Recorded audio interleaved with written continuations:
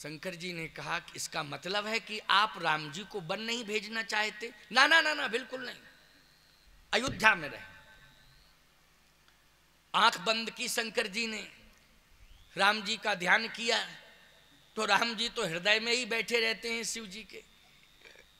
का क्या चाहते हैं आप?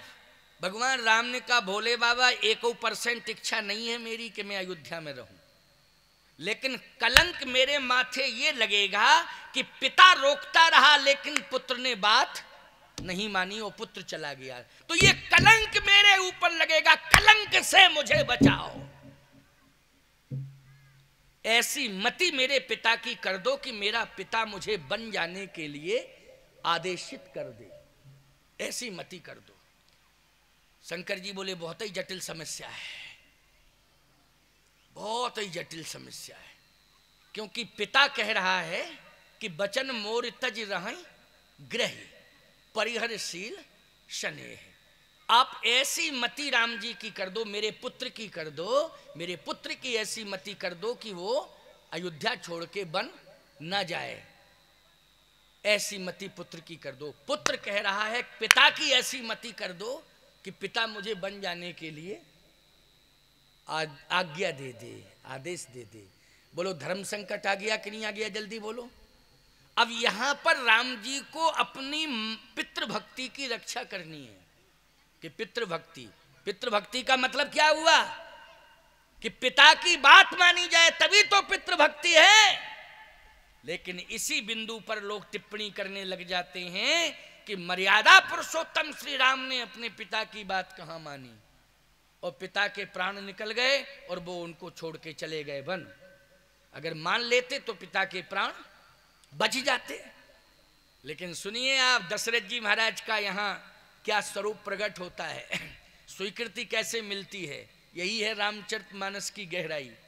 अब हम गहराई में डुबकी लगा रहे हैं और एक मोती निकाल के ला रहे हैं, भाव का मोती, क्योंकि मानस सिंधु में जब डुबकी लगाएंगे तो भाव का मोती जो है निश्चित रूप से आ जाएगा, और वो भाव का मोती तुम सबके हाथों में रहेगा। प्यारे, रहेगा कि नहीं रहेगा?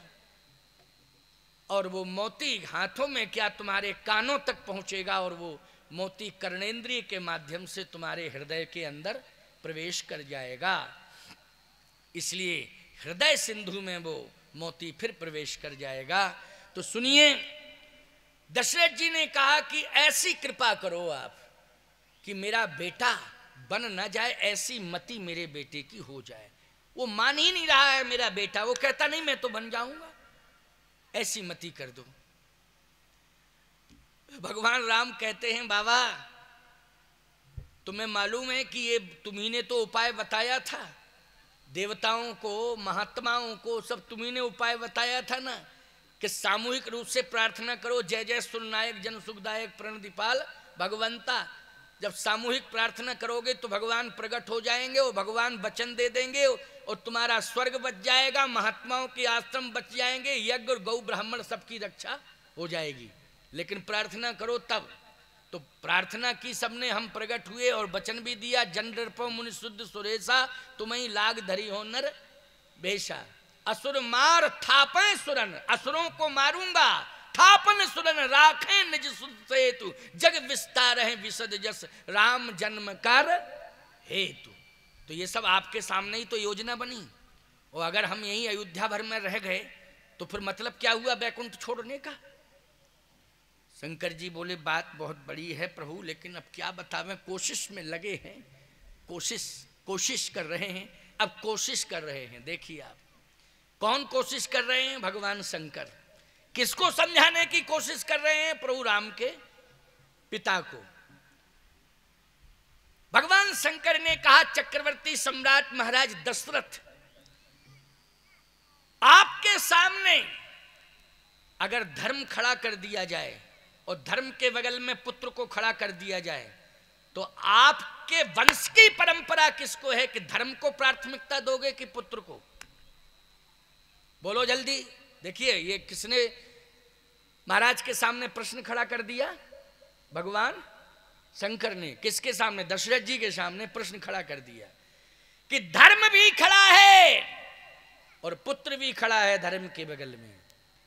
आपकी परंपरा क्या कहती है वंश की, कि पुत्र को प्राथमिकता देना है कि धर्म को। अब मैं बताता हूं कि आपके वंश की परंपरा क्या रही। शिवी ददीच हरिश्चंद्र नरेशा उसहे धर्म हित कोटि कलेसा। महाराज शिवी, उन्होंने शरीर को महत्व नहीं दिया, धर्म को महत्व दिया। बोलो, अगर शरीर को महत्व देते तो शरीर के कई हजार टुकड़े कर दिए थे कि नहीं कर दिए थे? किसकी रक्षा के लिए किए थे? बोलो महाराज शिवी ने धर्म की रक्षा के लिए। जो कबूतर कपोत था वो कबूतर नहीं था, वो क्या था? वो तो धर्म ही परीक्षा लेने आया था। बोलो आया था कि नहीं? लेकिन महाराज शिवी ने शरीर को महत्व नहीं दिया है, धर्म को महत्व दिया है। प्राण को महत्व नहीं दिया है, धर्म को महत्व दिया है। बोलो दिया महत्व कि नहीं? हरिश्चंद्र नरेशा, महाराज हरिश्चंद्र ने पत्नी और पुत्र दोनों को बाजार में बेच दिया था। संपत्ति विश्वामित्र के हाथ में सौंप दी और स्वयं अपना जीवन सौंप दिया। तो संपत्ति भी धर्म की रक्षा के लिए विश्वामित्र जी को दी और धर्म की रक्षा के लिए स्वयं अपना शरीर, पत्नी और पुत्र सबको विश्वामित्र के हाथ में सौंप दिया और विश्वामित्र ने जाकर के काशी के बाजार में बेच दिया। ये उपदेश कौन दे रहे हैं दशरथ जी को? भगवान शंकर। अब शंकर जी जैसा वक्ता और दशरथ जी जैसा श्रोता। बोलो भाई, और श्रोता इतने संकट में फंसा हुआ है साहब, लेकिन वक्ता भी बड़ा बेजोड़ मिला, समझाने वाला। बोलो साधारण नहीं, भगवान शंकर। और तुम सब भी तो सुन रहे हो, देखो समाधान कितना बढ़िया निकल के आता। अभी देखो फर्स्ट क्लास का समाधान, और समय से ही। अब क्या करें, मिनट तो बचे हैं 8 ही, लेकिन चलो कोई बात नहीं है। 10-5 मिनट, कल भी 10 मिनट ज़्यादा हो गया था। तुम्हारे लिए तो कोई दिक्कत नहीं है, ज़्यादा हो जाए तो खुश ही हो जाता। महाराज जी खुद ही कह रहे हैं, लेकिन हमारे लिए तो चुनौती है।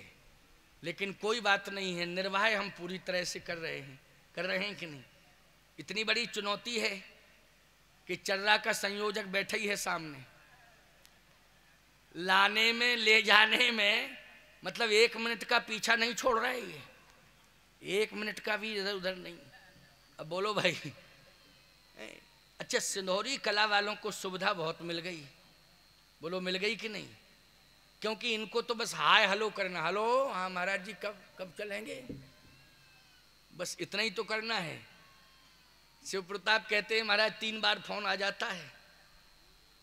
हम कहते भैया 3 बार फोन आ जाता है और हम रात में 3 बार जग के बैठ के सोचते हैं अब हमको टाइम से जाना है। हमने कहा हम रात को बैठते हैं 2-3 बार जग के कि अब हमको इतने बजे जाना है। ये बालक है हमारी सेवा में।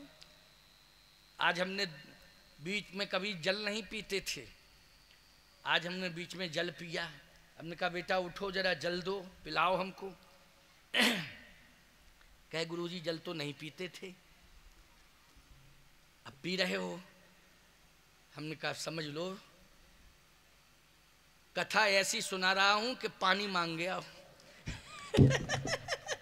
क्यों भाई, ये धमतरी जिले के श्रोता ये साधारण नहीं है बेटा, वक्ता को पानी मांगना पड़ता है, वक्ता पानी मांग जाता है। ये श्रोता धमतरी जिले के हैं, ये श्रोता साधारण नहीं है, है ना।